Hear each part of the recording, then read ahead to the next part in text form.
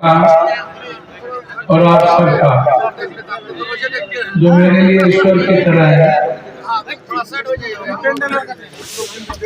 देवतुल है। मैं आप सबसे अपने परिवार से कम प्रेम नहीं करता हूँ।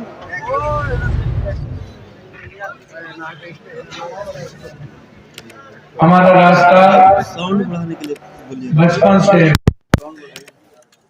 इंसानियत के मुस्कुराहट के लिए है, इसलिए आप हमारे लिए खास हैं। मुझे राजनीति नहीं आती, ना मैं राजनीति करता हूँ। बस मैं एक परिवार की तरह इस दुनिया को देखता हूँ। वसुधैव कुटुंबकम, एक परिवार, सर्वधर्म समभाव, सब एक, अल्लाह एक, मालिक एक, ईश्वर एक, राम एक, रहीम एक, और मेरा खून एक। सर्वधर्म समभाव,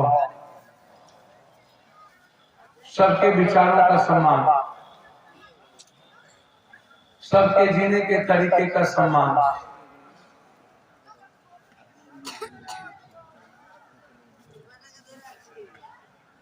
सबके लिए न्याय, सर्वधर्म संभव, सार्वभौमिकता। भौमिक मतलब धरती, सार मतलब सब लोग। इस धरती पर हम सब लोग एक हैं, कोई अलग नहीं है। हम आए कहां से, हमें पहले ये समझ लेना चाहिए। विचार पटना जाने के रास्ते अलग अलग हो सकते हैं, दिल्ली जाने के रास्ते ट्रेन अलग अलग हो सकता है, लेकिन लक्ष्य सिर्फ इंसानियत का है, एक परिवार का है, मानवता का है। और हम उसी उम्मीद और विश्वास के साथ दुनिया में जब किसी डेस्टिनी ने, जिसको आप जिस रूप में कह लीजिए, ईश्वर, भगवान, अल्लाह, राम, रहीम, जिस रूप में, सबका लक्ष्य प्रेम था। सबके रास्ते, मुक्ति का जो द्वार है अल्लाह के पास जाने का, वह मनुष्य के रास्ते से जाता। बिना दूसरों की मदद के आपका मुक्ति का द्वार नहीं खुल सकता। आपको दूसरों की मदद करनी ही होगी। आप आए ही हैं दूसरों की मदद करने के लिए। और इस्लाम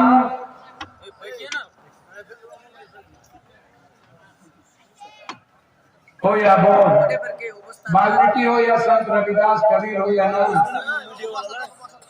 एक जीता जागता उदाहरण है इस्लाम। मोहम्मद साहब को आप समझिए, इस्लाम को महसूस कीजिए। मुसलमान होने से बेहतर है पहले इस्लाम को समझना, हदीस को अपनी जिंदगी की ताकत बनाना। हमारे जीवन जीने का एक तरीका, हमारी सबसे बड़ी ताकत है हदीस। एक सुंदर इंसान बनाने की ताकत है हमारी कुरान शरीफ से। कोई भी ग्रंथ, चाहे कुरान शरीफ साहब हो, रामायण हो, गीता हो, बाइबिल हो, या किसी भी तरह का ग्रंथ हो, वो सिर्फ प्रेम की रचना बताता है। वो मानव जीवन के खून के रिश्ते को विश्वास में तब्दील करता है, हमें जीने के तरीके बताता है, हमें एक खूबसूरत इंसान हजरत हुसैन बनाने की ताकत देता है।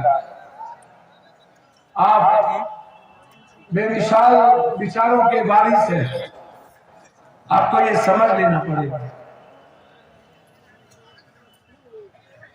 और हम सबको महसूस करने की जरूरत है। नफरत के और इंसान को बांटकर हम अल्लाह के नमाज के द्वारा हम अल्लाह के रास्ते नहीं तय कर सकते। हम मंदिरों में जाकर, गिरजाघर में जाकर हम बगैर मोहब्बत और प्रेम के हम एक इंसान, हम ईश्वर को नहीं पा सकते। ईश्वर का रास्ता ही कंप्लीट। आप जब शांति से जीना जानते हैं, चाहते हैं, तो आपको दूसरों के लिए मुस्कुराने का रास्ता तय करना है। आपको उसकी खुशियों के लिए उसकी बात करनी होगी। आपको उनके जज्बात के साथ खड़ा होना पड़ेगा। हमारी भूमिका अल्लाह ने तय कर दी है। हम दुनिया में इंसान के रूप में आए तो अल्लाह ने, ईश्वर ने तय किया कि मैं उसके सबसे खूबसूरत बंदे हूं। अन्यथा हम अलग जोनी में भी पैदा होते, जानवर में, ईटा में, पत्थर में, कुत्ता में, बिल्ली में, इंसान में हम नहीं आते। यदि हम आदम में आए हैं तो अल्लाह ने हमें तय कर दिया कि तुम मेरे खूबसूरत बंदे हो, तुम्हें किसी जगह हाथ फैलाने की जरूरत नहीं, हम तुम्हारे भीतर हैं। माँ के 3 बच्चे, एक डकैत, एक लंगड़ा, एक डॉक्टर, माँ तीनों से प्यार करती। फिर अल्लाह कैसे किसी पापी महापापी में फर्क नहीं कर सकता? अल्लाह के बंदे सब हैं, आप इसको समझ लीजिए। कपड़े के द्वारा, गरीबी के द्वारा, रंग के द्वारा, विचारों के आधार पर हम ईश्वर और अल्लाह के बंदे के तय नहीं कर सकते। बस आप इंसान हैं, आप अल्लाह के बंदे हैं। आपने जिस किसी खूबसूरत रचना को अल्लाह ने बनाया है, बगैर उसके प्रेम के बगैर हम अल्लाह के नजदीक नहीं जा सकते। जैसे माँ के 2 बच्चों को थप्पड़ मार के माँ से हम आशीर्वाद नहीं ले सकते हैं, उसी तरह किसी को हम गाली देकर, किसी को काट कर, अपनी सियासत के लिए और अपनी रसूख के लिए, मैंने कई बार इस बातों को कहा। कुछ लोग जब ये बात कहते हैं कि अजीब ताकतवर थे, अजीब दौलत वाले थे, विज्ञानी थे, मैं फिर कहता हूं कि वो इंसानियत के दुश्मन क्यों थे। जब कोई कहता है कि रावण सबसे बड़ा ज्ञानी थे, तो मैं कहता हूं कि ज्ञानी रावण कैसे हो गया? ज्ञानी नहीं थे, ज्ञानी रावण कैसे हो गया? जब कोई कहता है कि कंस राजा सबसे बड़े शासक थे, तो मैं कहता हूं कि वो सबसे बड़े मानवता के विरोधी कैसे हो गए? आप समझिए, अल्लाह ने हजरत हुसैन को क्यों चुना? राम ने हनुमान को क्यों चुना? सबरी से प्रेम क्यों किया? कृष्ण ने अर्जुन को क्यों चुना? बुद्ध ने अशोक को क्यों चुना? ये तय करता है अल्लाह कि उसकी भूमिका के लिए कौन बंदा उसके सबसे नजदीक है। आप क्यों नहीं तैयारी करते? आप क्यों नहीं अल्लाह से मोहब्बत करते? आप करके देखिए ना। आप खुद से मोहब्बत करने में बैठे हैं, मुझे पता नहीं आप क्यों अपने लिए पागल हैं। लोग जब कभी कभी फालतू बात करते हैं दुनिया में, मदरसों के बारे में, स्कूल के बारे में, किताबों के पन्नों के बारे में, कुरान शरीफ साहब के बारे में, मुझे आश्चर्य लगता है। कुरान शरीफ साहब जब मदरसे में पढ़ाए जाते हैं तो याद रखिएगा, आपको ये बताया जाता है कि आप तुम दुनिया में आए क्यों। अल्लाह ने तुम्हारे लिए 3 चीजों को खूबसूरत तरीके से आपके जीवन के निर्माण के लिए बनाया। हदीस हमारे जीने का एक अनुशासन ताकत है, तो कुरान शरीफ साहब हमारे खूबसूरत हजरत पढ़ने की, दुनिया के लिए जीने की एक सबसे बड़ी, यदि इंसानियत का कोई रास्ता है तो बगैर कुरान शरीफ साहब के, बगैर किसी ग्रंथ के, बगैर किसी विचारों के हम इंसानियत को पैगाम नहीं दे सकते। वो जरूरत है। यदि विज्ञान जरूरत है, इंग्लिश जरूरत है, मैथ जरूरत है, तो उसके पहले कुरान शरीफ साहब कि जीवन को जीने का जो हमारा चिंतन हो, चरित्र हो, वो दौलत है। मैं जानता हूं, मैं दुनिया के सारे ग्रंथों को बहुत नजदीक से महसूस किया है। मैं कभी भी बगैर प्रेम के कुछ नहीं कर पाता। मेरा मिनट तो मिनट सिवाय इंसानियत के। आप किसी भी पल आप उठा करके देखिएगा। कल हम 3 बजे एक्सीडेंट किए, मैं आज आपके बीच हूँ। अभी 2 बलात्कार की घटना के बाद मैं आपके यहाँ आया। तो मासूम बच्ची के साथ बलात्कार किया गया। मैं बार बार कहता हूँ कि तुम लक्ष्मी की पूजा करते हो, दुर्गा और काली की पूजा करते हो, लेकिन जिंदा लक्ष्मी की पूजा क्यों नहीं करते हो? जिंदा इंसानियत की पूजा क्यों नहीं करते हो? क्यों नफरत करते हो? आप किसी को काट कर, किसने कहा आपको? आप किसी से नफरत कर, किसी को मार कर, हम अपने सियासत के लिए किसी को गाली देंगे, ये दुसाध है, ये पासवान है, ये राम है, वाल्मीकि डोम है, संत रविदास समाज है, ये इस जाति के लोग हैं, ये इस धर्म के लोग हैं, इस मजहब के लोग हैं, ये हिंदू है, ये मुसलमान है, ये बैकवर्ड है, ये फॉरवर्ड है, और हम आपकी जेबों पर मेरी निगाहें होगी और आपको हम लूटते रहेंगे। और 6 वक्त का नमाज पढ़ के मंदिर में गीता का कंठस्थ पाठ पढ़ के हम दुनिया नहीं बना सकते। हमें कुरान शरीफ साहब को अपने जीवन का साध करना पड़ेगा। हम रट्टू माल नहीं हो सकते। मास्टर साहब ने हमारे मदरसे में, मौलवी साहब ने कुरान शरीफ साहब हमको दिया, तो हम उसको सिर्फ रट नहीं सकते, उसको जीवन के निर्माण में, हम अपने जीवन में कैसे उतारेंगे, उसके हमें उसको समझना होगा। ये सबसे महत्वपूर्ण है आपके जीवन के लिए। जो लोग जो बोलते हैं उसकी परवाह मत करिए। आप सब अपने अपने विचारों के लिए जीते हैं। जो रामायण की बात करता है वो वाल्मीकि की बात नहीं करता है, क्योंकि वाल्मीकि ने रामायण का अवतार थे। तुलसी जी ने एक बहुत सारे हालत छोटे से चीजों में उन्होंने एक अवधि भाषा में उन्होंने बाद में रामायण को लिख दिया। जो गीता की बात करते हैं उनसे पूछिए वो अंधविश्वास की बात क्यों करता है। जो बाइबल की बात करता है, जो बुद्ध की बात करता है, उनसे पूछिए कि वो नफरत क्यों करता है। इसीलिए आज बहुत बड़ी जो जलसे इस इलाके में रखे गए कि हम इस इलाके के जो मदरसे हैं, जो निर्माण के लिए, मदरसे का क्या मतलब, जो लोग तरह तरह की बात करते हैं, कभी मदरसे के बारे में कोई चीज, कभी कुछ, कभी कुछ। देखिए एक बात ख्याल रखिएगा, आप चलते रहिए, चलते रहिए, चलते रहिए। मैं कब रुका? कोरोना में मुझको क्या हुआ? अल्लाह को मैंने समर्पित कर दी। मेरे हाथ में कुछ नहीं था। पूरे भारत के हर लोगों को मैंने के घर पर, दहलीज पर जाकर इंसानियत बचाई। 34-34 करोड़ रुपया गरीबों के अकाउंट में मैंने भेजे। हमने सारे हजारों लाख लाए मैंने। क्या अल्लाह ने हमें डरा लिया अपने पास? मैं समर्पित कर दिया था हजरत हुसैन की तरह। मैं तेरा बंदा हूँ, तेरे बंदे के लिए जा रहा हूँ। अब तू समझ, मैंने जिंदगी हर पल बचाई। अल्लाह ने क्या हमारी ताकत नहीं बनी? आप करके देखो तो। पटना के बाद में हम पूरी तरह मिट गए थे, खत्म हो गए थे हम। क्या हुआ? 12 दिनों तक हर घर पे अपने हाथ से सब दुनिया सो जाती थी, खाना लेके अल्लाह के बंदों के रूप में पहुंचते थे। क्या मैं जहर हो गया मेरा ब्लड? इसीलिए आज जो मौलाना साहब आए हैं आपको, या हिंदुस्तान या हिंदू, मौलाना साहब, इंसानियत और मानवता के बगैर हिंदुस्तान नहीं बच सकता। इंसान है तो हम महसूस कर सकते हैं ईश्वर को। हमें इंसान को बचाने की तैयारी करनी चाहिए। हम मानवता के बगैर झंडे को नहीं बचा सकते। मनुष्य है तो झंडा है, मनुष्य है तो कपड़ा है, मनुष्य है तो रंग है, मनुष्य है तो भाषा है, मनुष्य है तो खान पान है, मनुष्य है तो जीने के तरीके हैं। और हम पहले मनुष्य को ही मार देंगे तो फिर रंग कहाँ बचेगा, कपड़े कहाँ बचेंगे?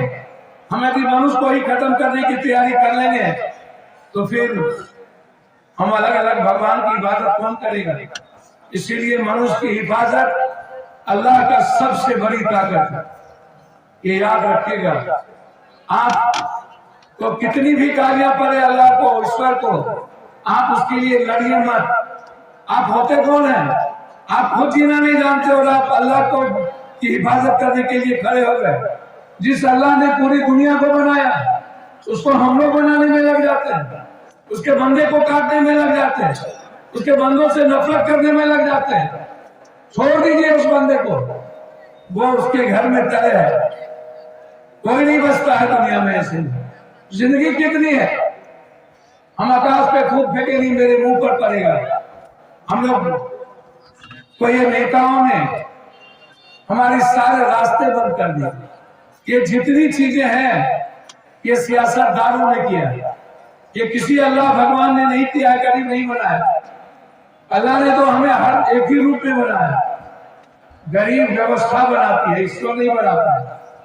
हम जिस दिन भगवान और भाग से जीना बंद कर देंगे, अपनी कर्म के बदौलत जीने लगेंगे, हम उसी दिन हमारी गरीबी खत्म होने की शुरुआत होगी।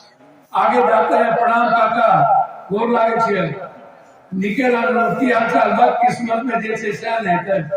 फिर आगे बढ़ेंगे, बोलेंगे कि हो भैया की हालचाल, भाग में जैसे भाई गान है। आगे बढ़ेंगे तो फिर पूछेंगे की हालचाल, भगवान जी करे। भगवान तो आपको खूबसूरत बना लिया है, भगवान क्या करेगा? भगवान ने आपको अपना बेटा बना के लाया, अब और अल्लाह क्या करेगा? बस आप अल्लाह को महसूस कीजिए और अपनी जीने की तैयारी करिए। और जीने की तैयारी पड़ोसी के मोहब्बत से, उसके मुस्कुराहट से होगी। खुद के नहीं जीने की तैयारी आपके लिए अल्लाह है और आप अल्लाह के पथ पर चलने की तैयारी करिए। मैं यही कहने के लिए काफी चोट के बावजूद भी मुझे 4 बजे में पटना से चला, क्योंकि हमारे बुजुर्गों ने हमें आदेश दे दिया था पाइएगा जरूर। फिर हमारे अध्यक्ष लोग आए हैं, बबलू जी, राजेंद्र जी, युवा अध्यक्ष जी, युवा शक्ति, सभी लोग लगातार ये लगे हुए। हमने कहा कि भाई मैं कैसे जाऊंगा? 9 लोग के हाथ पैर टूट चुके। कल भरदी छपरा में था गाँव, वहाँ जादव राजपूत के झगड़े में परेशान है पूरा बिहार, तो ये कल जाना पड़ा। वहाँ सबके पूरे परिवार जो मरे उसके 2-2 लाख रुपए, जितने घर जले सबको 50-50 हजार रुपया। घर में खाना नहीं बनी थी। मैं क्या करूंगा पैसा? मैं पैसे के लिए नहीं आया, मेरी जिंदगी जीने के लिए नहीं है। मुझे हर दिन मरने की तैयारी करनी पड़ती है। मेरे बगल के लोग जी नहीं पाएंगे, फिर मैं जी के क्या करूं? इसलिए कोशिश करता हूं दुनिया में हर दिन जाने। और मैं आपके बीच, मुझे चिमनी बाजार में अपने घर के तरह आता हूं। इसको मुझे राजनीति देखिए, एक बात याद रखिएगा, यहाँ जितने लोग हैं जो यूथ हैं, ख्याल रखिएगा। दुनिया में ना यजीद के साथ पूरी दुनिया की ताकत थी। मोहम्मद साहब दुनिया के पहले महापुरुष है जिसने 400 किलोमीटर पद यात्रा की थी मक्का से मदीना।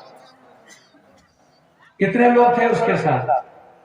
हजरत हुसैन के साथ कितने लोग थे? भीड़ दुनिया नहीं बनाती है, विचारधारा बनाती है, मुद्दे बनाते हैं। जब कोई इंसान निकल पड़ता है इंसानियत के लिए तो फिर वो दुनिया का हीरो हो जाता है। अल्लाह दुनिया का की सबसे बड़ी ताकत है।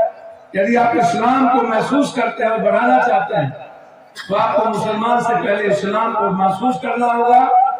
तब अल्लाह पूरी दुनिया में आप हम सब के कारण आज इस्लाम कहीं न कहीं रुका है, हमारे आचरण के कारण। इसलिए हम चाहते हैं कि इस्लाम की विचारधारा हर इंसान के भीतर, गीता की विचारधारा हर इंसान के भीतर जाए। और इसके लिए आप सबको अल्लाह का बंदा होना पड़ेगा, ये ख्याल रखिए। मैं यही कहने, जहां तक मदरसे का सवाल है, मैं बार बार कहा हूं, स्कूल हो या मदरसा, सरकार को एडॉप्ट करना चाहिए। दुनिया का मदरसे की तालीम हो या स्कूल की तालीम, यदि हम सरकारी रूप से इस चीजों को बढ़ाते हैं और मदरसे को हम एक विचारधारा के साथ विज्ञान अध्यात्म को मिला करके हम आगे बढ़ते हैं और मदरसे के शिक्षक को एक बेहतर शिक्षक के रूप में, एक अच्छे कंप्यूटर, अच्छा साइंस, अच्छी चीजों के रूप में हम आगे बढ़ाएंगे तो हमारे बच्चे बड़ी तालीम करेंगे। और मैं मुसलमान भाइयों से कहना चाहूंगा एक बार फिर, आप अपने बच्चों को मजदूरी करना बंद कराइए। दलित से भी ज्यादा मजदूरी आप के बच्चे बाहर जाके करते हैं। पहले आप 12 तक तालीम देने की तैयारी करिए, कम से कम 12। जिस दिन आपके घर में 12वीं तक तालीम की व्यवस्था आप कर दी, मजदूरी यानी मेरे अल्लाह ने हमें तय कर दिया कि हमें इसी राह पर चलना है, मैं हूं ना, मैं अपने बच्चों को कम से कम 12वीं तक उस रास्ते पर जाने से रोकूं। मैं चाहूंगा यदि मदरसे में ही हमारे बच्चे 12वीं तक तालीम लेकर के अपनी जिंदगी को खूबसूरत बनाए, वह एक अच्छा समाज भी होगा, एक अच्छा देश भी बनेगा और एक अच्छा हम इस्लाम को समझने और महसूस करने वाले बंदा भी बनेंगे और हम अल्लाह के बंदे बनके पूरी दुनिया की हिफाजत कर पाएंगे। इसीलिए इस मदरसे के लिए मेरे तरफ से तत्काल में 10,000 रुपया मेरे तरफ से चंदा आप रखिए। मैं आपको वैसे जितनी मदद हो सकती है मैं इस मदरसे के लिए करूंगा। मैं हर चीज के लिए मदद करता हूँ, मदरसे और स्कूल के लिए तो और मेडिकल के लिए। मेरी जिंदगी का जब मैं बाहर से पढ़ के आया था 83 में हम मुखिया बने थे, फिर सुप्रीम कोर्ट ने हमें रोक लगा दिया, फिर 84 में हम कॉलेज के प्रेसिडेंट बने और 90 में हम MLA। तब से मेरी उम्र 57 साल हो गई। सड़कों पर लाठी के अलावा मैंने आज तक कुछ देखा ही नहीं। अभी कुछ दिन पहले पटना में 3 बार लाठी खाई कि कैसे हमारे बच्चे मुस्कुरा पाए। इसीलिए मैं जितनी हमारी भूमिका आप तय करेंगे, जिम्मेदारी हमारे दायित्व को देंगे, मैं अपने कर्तव्यों को और दायित्व का निर्वहन हृदय से करूंगा। मैं मन से कह रहा हूं, आप सबको हमेशा अल्लाह मुस्कुराते हुए खुश रखे, आप की हिफाजत करे। अल्लाह जब तक है आप हिफाजत में, ईश्वर जब तक है हर बंदा हिफाजत में। खतरे में ये नेता डालते हैं, जब इनकी सियासत खतरे में होती है तो जात और धर्म कौम खतरे में पड़ जाता है, देश खतरे में पड़ जाता है। सियासत खतरे में होती है, देश खतरे में नहीं पड़ता। कोई धर्म और मजहब, कोई इंसान खतरे में नहीं पड़ता, कोई भगवान खतरे में नहीं पड़ता। इसीलिए भगवान को जीने दीजिए, अल्लाह को जीने दीजिए। मैं आपसे हाथ जोड़ता हूँ, पप्पू यादव को जितनी गाली देना हो देने दीजिए। आप हम उनके घर में सबका हिसाब हो रहा है, आप मेरा हिसाब मत कीजिए। जिस दिन गाली देने के बाद मोहम्मद की तरह प्रेम करने लगेगा दुनिया से, इस्लाम उसी दिन दुनिया के पास चला जाएगा। ये ख्याल रखिएगा, जब तक आप गाली देने वालों से लड़ने की तैयारी करिएगा और हदीस के पर अपनी जिंदगी नहीं ले चलिएगा तो दुनिया आपको इसी तरह देखेगी। पप्पू यादव की तरह आप मत जिए प्लीज। आपकी विचारधारा बहुत नजदीक में आपके बीच आई और एक नई विचारधारा से चली। बुद्ध और इस्लाम ये 2 विचारधारा बहुत नजदीक में जिंदगी को हमने दिया। आप देखिएगा पूरी दुनिया के दलित बुद्ध को और इस्लाम को ज्यादा फॉलो करता है, बहुत को ज्यादा फॉलो करता है। ये ख्याल रखिएगा जो गरीब लोग हैं, इसलिए गरीबों से मोहब्बत करिएगा। ये मैं आपसे कहूंगा, गरीबों की जिंदगी में यदि कहीं दिक्कत हो, आपको 100 रुपया हो, 50 रुपया गरीब को दे दीजिएगा, 50 अपने बच्चों के लिए। आप उस दिन इतने आनंदित रहिएगा, आपकी उसी दिन नमाज हो जाएगी, उसी दिन ईदी हो जाएगा जिस दिन अपने पड़ोसी के गरीब को आपके भीतर हिम्मत हो जाएगी लेने की। सिर्फ देने की ताकत रखिए, लेने की ताकत मत रखिएगा। कभी हाथ मत फैलाइएगा। मैंने आज तक हाथ नहीं फैलाया, हमेशा दिया है। मैंने किसी से मांगा नहीं, मैंने जिंदगी भी दी और सब कुछ दिया। इसीलिए आप सबसे मैं कह के जाता हूँ कि आप मेरे परिवार हैं, ये मैं आपसे कहना चाहूंगा। वसीम अख्तर साहब, मोहम्मद अख्तर जी, असलम भाई, हजरत कलीम फैजी जी, विवेक, मैं विशेष आभार करूंगा इन सब के साथ यहाँ के जनप्रतिनिधि का भी, काउंसलर का भी, अन्य लोगों का भी, और सभी उन बुजुर्गों का जिसने इस जलसे को बड़े दूर दूर तक आवाज देकर के इसने एक नई निर्माण के लिए जो उन्होंने भूमिका निभाई, मैं सबको बहुत हृदय से धन्यवाद देते हुए आपके बीच आके मुझे अत्यधिक खुशी हुई। मैं बचपन से आपसे प्यार करता हूँ, न जाने कब क्यों कैसे करता हूँ वो मैं अल्लाह पर छोड़ दिया हूँ। बस मैं आपसे प्यार करता हूँ। मैं जब तक जिंदा हूँ कोशिश करूंगा आपकी हर खुशियों की हिफाजत करने की, आपके हर मुस्कुराहट को एक खूबसूरत मुस्कुराहट में बदलने की, और अल्लाह का बंदा बनके आप पर किसी भी तरह के ताकतों की आंच कभी ना आए। जब तक मैं जिंदा हूँ इंसानियत को जिंदा रखने के लिए हमेशा अपने मरने की तैयारी रखेंगे। बहुत बहुत धन्यवाद। मैं पुनः हृदय से आप सबको अल्लाह हाफिज करते हुए कि आप पूरा समर्पण के साथ अपने बच्चों को आगे बढ़ाइए ताकि पूरी दुनिया आप पर गर्व कर सके। धन्यवाद, शुक्रिया, अल्लाह हाफिज।